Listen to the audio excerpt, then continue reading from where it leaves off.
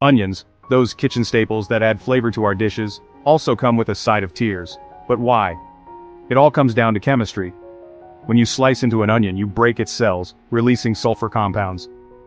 These compounds mix and form a gas called syn-propanethyl S-oxide. Fancy name, right? This gas floats up and hits your eyes, causing irritation. Your eyes then produce tears to wash away the irritant. Think of it as your body's way of saying, hey, no more onion gas, please. So, how can you cut onions without all the drama? Here are a few tips. Chill the onion in the fridge before cutting. The cold slows down the release of the tear-inducing gas. Cut the onion under running water. It helps wash away the gas before it reaches your eyes. And always use a sharp knife. It cuts cleaner and smashes fewer cells, releasing less gas. Fun fact, scientists are actually working on developing tear-free onions. Imagine chopping away without a single tear.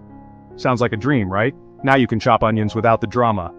Armed with this knowledge, you can keep those tears at bay and focus on making your next culinary masterpiece. Happy cooking!